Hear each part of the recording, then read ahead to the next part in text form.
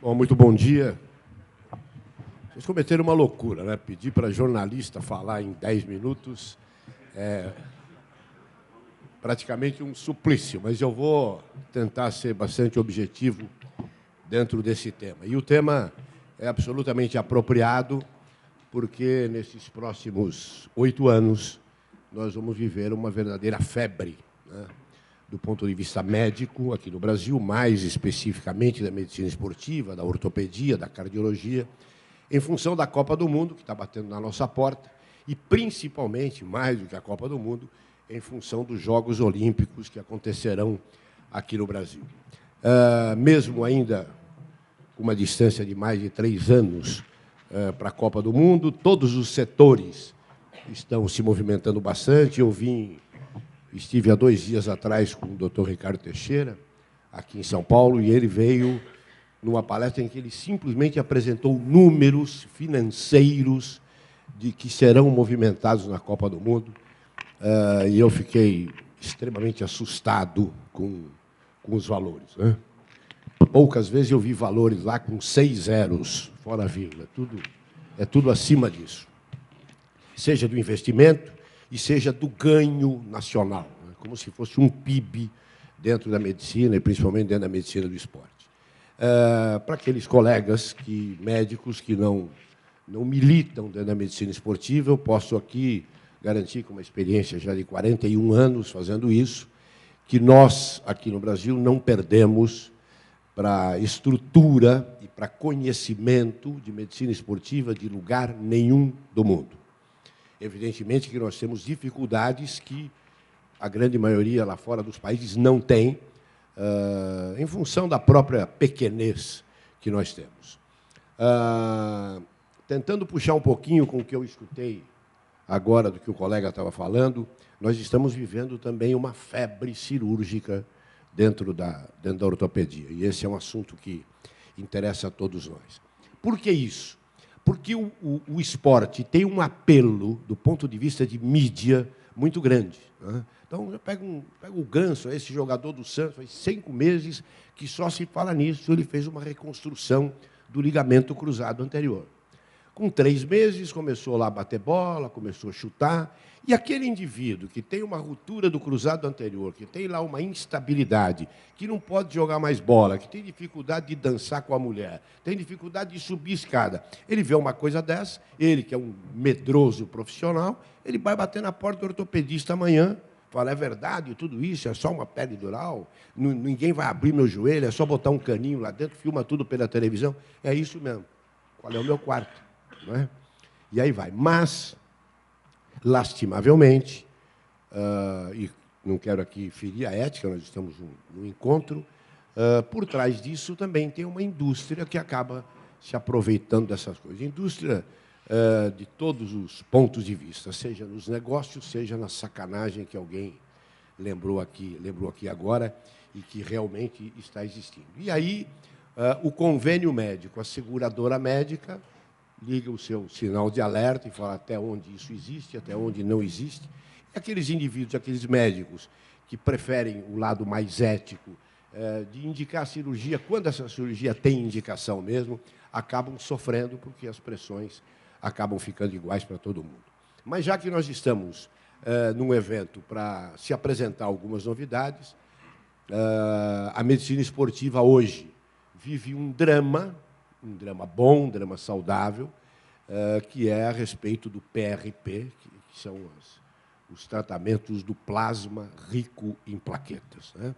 Os ortopedistas que aqui estão, mesmo que não façam o método, sabem do que isso significa, e para aqueles que não são médicos ou não são ortopedistas, essa técnica é uma técnica extremamente nova, em que você faz o seguinte: os mais velhos aqui, iam se lembrar que quando a gente ia no dentista antigamente, e ele arrancava o dente do siso, ele dava um chumaço de algodão ou de gaze, a gente colocava lá atrás na mandíbula, no maxilar, e ficava apertando, e milagrosamente o sangue estancava e não precisava dar ponto, porque aquele buracão fechava com muita velocidade. Os dentistas, os odontologistas, não sabiam, na verdade, o que estavam fazendo, eles usavam aquilo por prática, né? Por prática da própria vida. Depois, a gente começou a descobrir que o milagre dessa situação se dava por causa das plaquetas, que são um tipo de glóbulos que tem como se fosse a memória dos tecidos do corpo humano. E aí, os próprios dentistas, os odontologistas, em algumas cirurgias de temporomandibular, começaram, então, a usar sangue do próprio paciente para fazer a regeneração mais rápida dos tecidos. O que significa isso?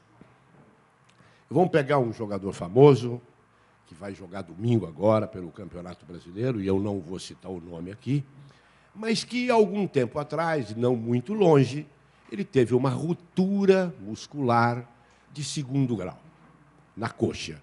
Isso significa que o músculo dele deve ter rasgado a uma altura aproximadamente de 8, 10 centímetros, que já é uma coisa importante, e uma largura que a gente pode estimar aí em 3, 4 centímetros. Ou seja, por mais um pouquinho, aquele estilingue estava arrebentado. Não é? A gente, mesmo que os não ortopedistas, em quanto tempo se recupera isso? 2 meses. Para um jogador profissional, que tem fisioterapeutas, tem aparelhos, tem raio laser, tem banheiras e tem dinheiro. Não é? Quanto tempo demora para você recuperar um cidadão comum que vai para o trabalho se arrastando? 4 meses. Mas esse jogador vai jogar domingo, depois de 15 dias. Isso por quê? Porque se aplica, nesses casos, essa técnica do PRP. Absolutamente indolor, você retira o sangue do indivíduo, coloca numa centrífuga, ela numa altíssima velocidade, ela separa o sangue em 3 porções. O soro, evidente, os glóbulos brancos e glóbulos vermelhos, e lá no meio, a porção pequena das plaquetas. Só com a visão, você retira com uma seringa essa plaqueta e injeta esse próprio sangue do paciente no local onde está a lesão.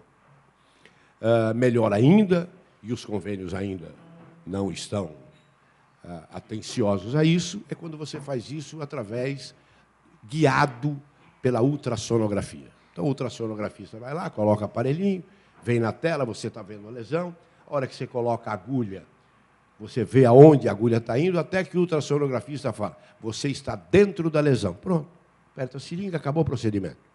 Se passar de 5 minutos, ou é hemiplégico ou é lerdo. Não passa disso. O que acontece? A plaqueta, quando entra ali, ela libera aquilo que ela tem, que são os fatores de crescimento, de músculo, de tendão, de ligamento, etc. E a recuperação é extremamente rápida, extremamente segura, e a gente ganha muito tempo. Os convênios ainda, depois vocês brigam aí, mas os convênios não autorizam ainda. Talvez até seja porque é muito moderna e seja porque há um medo que se cometam aí alguns exageros. As pesquisas internacionais já mostram que os resultados em músculo e em tendão são realmente fantásticos, mas eu conheço muita gente que já faz em qualquer tipo de cartilagem, uma condromalácia pequena, uma epicondilite pequenininha que você cura com fisioterapia, lá vai o PRP. Então, essa é uma das grandes novidades que eu acredito que nessa década vai ser bastante explorada. Uma outra coisa que chegou no Brasil há pouco tempo, os convênios também estão ainda com vistas grossas, é um sistema chamado PST ou PTS, em que se faz um bombardeamento, como na clínica médica, na nefro, se faz lá para os cálculos renais, em alguns casos até para cálculos biliares. E esse aparelho tem uso principalmente, para atleta principalmente, nas lesões de esporão de calcânio, que é um inferno, né, para esse indivíduo, o cara já acorda com dor na primeira pisada, e para um diagnóstico que andou um pouco esquecido dentro da ortopedia, que hoje também é uma febre, que é a fascite plantar. Né. Quando esses 2 diagnósticos resistem ao tratamento medicamentoso, as palmilhas, as calcanheiras, a fisioterapia, os banhos de imersão e toda a parafernália que os clubes usam aí para tentar, as mandingas que os clubes usam, esse tratamento por ondas de choque tem um índice muito alto de cura, são 4 aplicações, indolor e por aí vai. Essa é uma outra coisa que chegou rapidamente. Vou obedecer o seu horário. Chegou também muito rápido aqui no Brasil, infelizmente, fugir um pouco da medicina, talvez até por desatenção nossa, que é o teste da pisada, uma coisa que algumas lojas de calçado, vejam só, já estão fazendo. O que é o teste da pisada? Você pisa lá numa membrana eletrostática e ela coloca lá a imagem do pé do paciente ou do comprador, mostrando no peso que ele tem, 80, 90 quilos, aonde esse peso está indo, como ele está sendo distribuído, se esse pé é um pouco pronado, se ele é supinado, e daí você fica com o diagnóstico do porquê que você tem aquilo, ou, melhor ainda, comercialmente, você já sai de lá com uma palmilha, né, maravilhosa, linda, feita com Eva, não dói absolutamente nada, mas custa. E, evidentemente, que as seguradoras ainda estão relutando. E eu acho que aí esse relutar é um pouco saudável, porque uma coisa que está sendo vendida em loja de calçado, por experimentador de calçado, não pode chegar à medicina assim com tanta rapidez. Mas essa vai ser a década dos grandes testes cardiorrespiratórios e, evidentemente, há uma mobilização muito grande, principalmente em um país como o Brasil, quando você tem um evento desse tipo, a mídia que usa aí 20%, 30% da sua produção, seja em televisão, rádio, jornal, internet, para a medicina especificamente, para a medicina esportiva, esse contingente, esse percentual vai aumentar. E deixo por último aqui, já que nós estamos falando de ortonegócios, por trás da medicina esportiva há um grande negócio que foge do controle do médico. Claro que as seguradoras e os convênios não têm nada a ver com isso, mas que é o comércio dos suplementos alimentares. Aí é mais do que sacanagem. E aí é uma briga de polícia. Não é? Há uma associação aqui no Brasil, da qual eu sou presidente, a Associação Brasileira de Combate ao Doping, e a única coisa que eu consegui dentro desse ramo foi pedir ao governo, e a gente tem essa autorização, que qualquer produto que vá ser lançado nesse ramo de suplemento alimentar não vá para a prateleira antes que a associação que eu presido, e não ganho nada, evidentemente, não dê um selo de qualidade para saber se dentro daquele pote onde está sendo vendido um extrato de milho, por exemplo, se ali não tem uma testosterona, um outro hormônio qualquer. Foi o máximo que nós conseguimos, mas essa é uma briga muito grande. E jovem adora tomar um suplemento alimentar. Isso vende que nem água. E não adianta. Nós, médicos, vai lá a mãe e fala, meu filho está querendo tomar uma proteína. Aí, claro, pode tomar proteína, está no peixe, está na carne. E não adianta a gente falar, meu amigo, não precisa. Arroz, feijão, bife, salada, verdura, fruta, só isso. Não. Porque o apelo dele é o indivíduo que está ali forte, o Schwarzenegger, que está ao lado dele, levantando peso, né? E ele precisa ficar forte muito rapidamente, porque tem uma menina da classe dele a conquistar. E a magreza não conquista assim com tanta facilidade. Obrigado.